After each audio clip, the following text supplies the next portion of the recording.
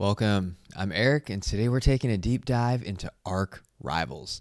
It's a city building game similar to Clash of Clans, where you need to earn resources, defend your city, as well as attack others so that you can ultimately earn those ARKN tokens. So like always, we're going to take a look at the game and the ARKN token economy, as well as the team and investors. Of course, this isn't financial advice. It's just for information purposes. All right, let's get started. All right, so I'm on their homepage. Currently, they are in beta testing. If you go to the roadmap, you can see what's coming up. So yeah, beta testing currently. ARKN Token Farm, which I don't know if that's their staking, which has already finished. You could stake ARKN tokens to get like loot boxes, basically. Quarter 2 is when the official game is coming out on iOS and Android. And there's a lot of stuff on here. It's, mainly pretty much all the components of the game that should be released in quarter 2. And then they actually have more stuff going to quarter 2 of 2023, which it seems like mainly it's just a lot of content upgrades or adding content and adding NFTs, ships, and also having weekly and monthly events. All right, let's look at the trailer. Pretty short. But as I mentioned, you're building and designing your base, and you're going to need to include defense because other people can attack you as well. And when you attack, you'll see that this is where skill's going to come into play because you'll be able to dodge the defenses that are put in front of you. And these are the commanders that you're going to be summoning, which are basically like the spaceships. Each of the spaceships, they have their own stats that you're going to be able to upgrade and make stronger. They have their own skills as well. So yeah, the game looks pretty cool. As I mentioned, the game looks very similar to Clash of Clans, to the style is very similar. But now you have crypto earnings on the line, which makes it much more intriguing than a simple game that has no crypto ecosystem. So let's look at that crypto ecosystem and see how it's built into this game. So let's look at the ARKN token firstly. The price right now is about 6 cents. It has a fully diluted market cap of about 60 million, which, considering how much GameFi token prices have been dropping recently, it's almost on the high side, actually. It has a 24-hour volume of 14,000, which is quite low. Even during the time when they had their staking, where you can stake ARKN tokens to earn NFTs, it wasn't that much higher at around $29,000, $30,000. So overall, I'd say it's a relatively low volume of this token, which of course could mean wild swings in prices one way or another. Looking at the token distribution, this one was a little different than how typical companies do it in terms of at least the naming. So how I took it is 32% is going for the in-game rewards, which they call the treasury, and that's their biggest distribution. And they also have this metaverse operation, which I'm assuming that's just putting money as set aside to help grow the ecosystem, is my guess. So, if you kind of align that up with the other projects we've been looking at, so for Ark Rivals, it's pretty evenly distributed between team and venture funds, the players, and ecosystem development. Back on the white paper, you can see the vesting and lockup schedule, and the biggest ones are, of course, the team and the private sale. So if you look at the team, which is 15% of the total tokens, it's locked for 24 months, and then it's vested over 5 years, which is definitely on the long side, and I think that's a pretty good show of commitment that the team's in it for the long term. The other big one is the private sale, which makes up 10% of the tokens, and 10% of that gets released at the token generation event, after which there's a lock of 3 months, and then it's vested weekly for the next 12 months. So it's a little on the shorter side. I like to see private sales last or vested over maybe 2, 3, 4 years. But yeah, this one is just 1 year, and the other one is the partner which is 5%. That's locked for 6 months, and it's also vested weekly for 12 months. So it's another pretty short token release schedule as well. All right, so now that we know about the ARKN token, how do you earn that in the game? Well, it's not going to be something that can be done right away. If you go to the play to earn section on the white paper, you'll see that they have 3 different ways to earn the tokens, which is by mining. And mining, there actually is a building that you put in your base, which mines the ARKN token. And that's how you're going to be able to earn that ARKN token. But in order to get that, you're going to need to make sure your base is strong enough to fend off attacks, because if you get your miner destroyed, it will stop mining for you. So you're not going to be putting that in right away. The other thing is to hold it, and hold it and stake it for governance, voting, and profit sharing events. And the last way to earn is through rewards from their the faction wars, which basically are seasonal events. And what that means is, if you go to the gameplay, they'll talk about faction wars. So you need to purchase the NFT to the land that you want to be a part of. And that's going to represent which faction you're a part of. Whichever faction collects the most points, which I don't know how that point system works, but whoever gets the most points at the end of the season will win the reward, and it gets divvied up. And if you go to the white paper under game system, they have this core loop and core meta loop chart here, which is very small. If you're not on PC, it's probably going to be impossible to see it. But this kind of explains how the whole economy works. So you have 3 main resources. You have gold, fuel, and gems. And you can see that if you have cash, the fastest thing to do is buy the gems, which you can exchange for the gold and fuel and material. Sorry, there's another one, material. And that gives you, your ARK is your base. So with those resources, you can purchase builders, and which produce resource buildings, which are buildings that will give you gold, materials, or fuel over time. And that's going to constantly give you those extra resources to build more stuff. When you have those resources, you can either split off, or you'll need to do a balance, of course, into either defenses on the left here, or defenses on the left, or the commander ships weapons on the right. So that's the attacking. So if you build your attacking resources, or spend your resources on attacking, you can do the PvP and attack other people's bases. And what that's going to give you you can loot their resources as well as earn trophies to give you a higher rank. Presumably, you're also going to be helping your faction that you're a part of as well.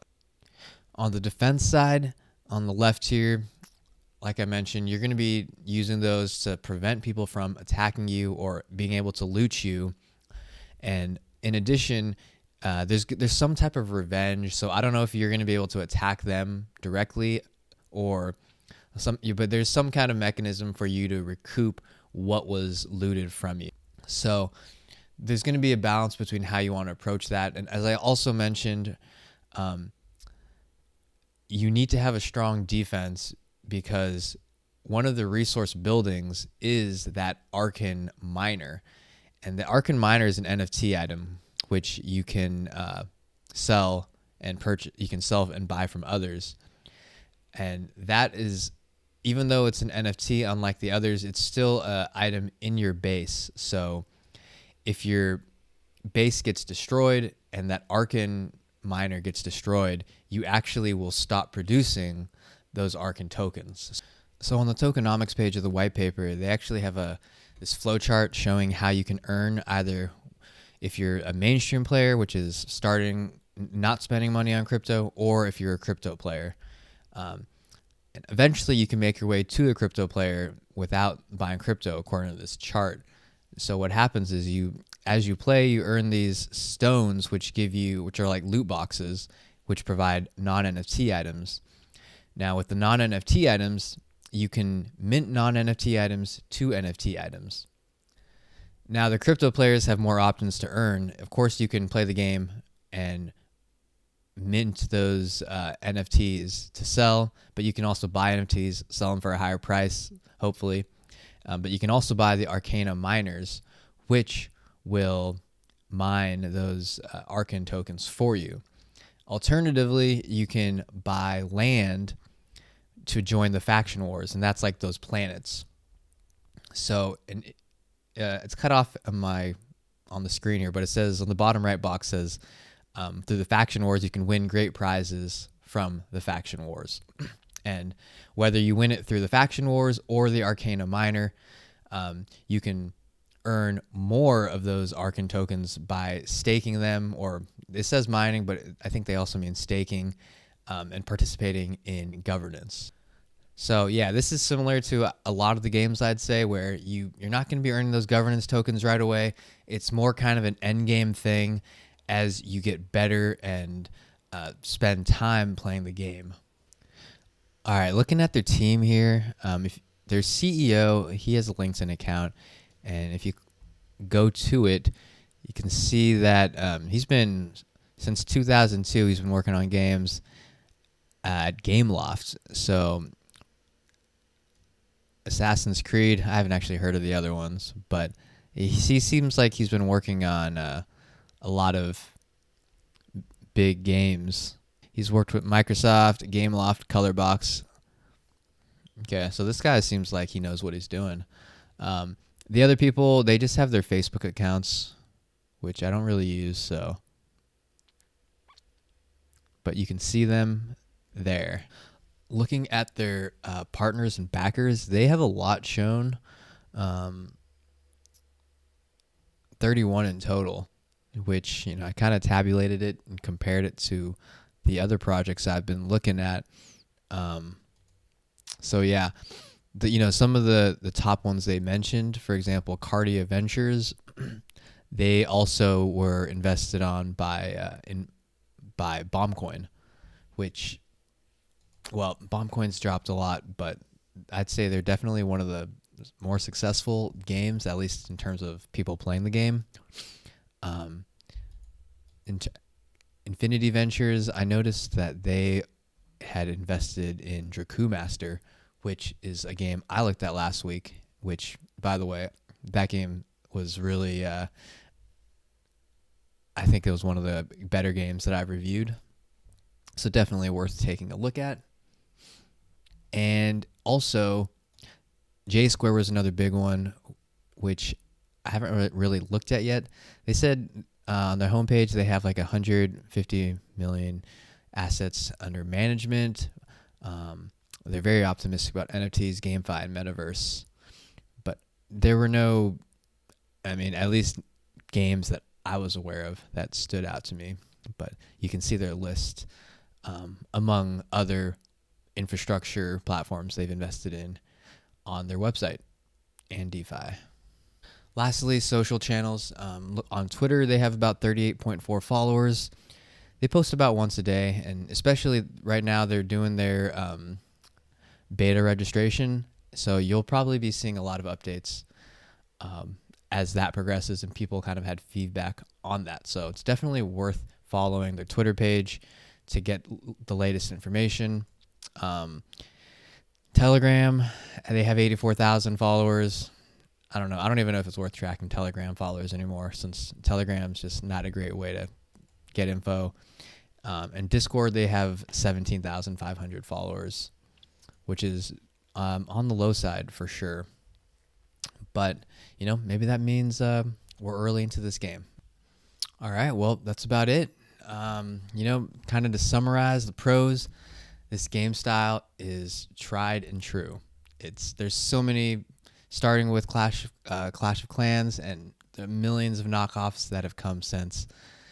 These games can be really successful if they're pulled off correctly, and the fact that there's now a crypto aspect as part of it where you can earn real money, I think there's just even a greater incentive to play this game compared to all the other ones. The other thing is that they have a free-to-play model, and so players will be able to play for free before deciding to spend money on NFTs. So I think this really is just the way that all games should be, because nobody wants to spend several hundred or even a freaking $1,000 to get into a game before they even know what it's about. So I'm glad they have that free-to-play model, because I think it could get people hooked. And lastly, they've really placed a strong emphasis on building a community, whether it's a faction working together to win the season or also inviting creators to design NFTs. Like, I didn't really talk about it because it has nothing to do with the game itself, but like playing the game. But having this option will allow players or even artists not playing the game to find their way into the community and be a part of the community, which will only strengthen the game. The cons, there's really not a clear circular token economy. We know there's staking and a DAO, but they don't really get into the details. It's very vague, and there wasn't much development of that on the roadmap. So there's something, but it's not clear, and it's clear that one thing is clear is that the team doesn't seem to prioritize it. So that could be better. The other thing is that it may be difficult or frustrating even to earn those ARKN tokens in game. And because, like I said, if you have that ARKN miner on your base and it gets destroyed, you stop earning those tokens. So you're going to have to be pretty vigilant about making sure that it's still around and making sure your defenses are strong. So yeah, those kind of expectations just need to be built in and ready when you start playing the game, so you don't have disappointment in the future. That's about it. Overall, I'm excited to play this game. It's basically Clash of Clans, but with crypto. And, I got so sick of all those city building games when they were, a million knockoffs. But it's been, 10? It's been 10 years since a lot of those games have been popular. So I think now's a good time for it to come back with this crypto aspect to make it even more intriguing. So I'll definitely be trying it out when it gets released. Speaking of play and earn games, if you're interested in learning about another good one or potentially good one whose main focus is gaming, be sure to check out my review on Draku Masters over here. Otherwise, thanks for watching, and I'll see you soon.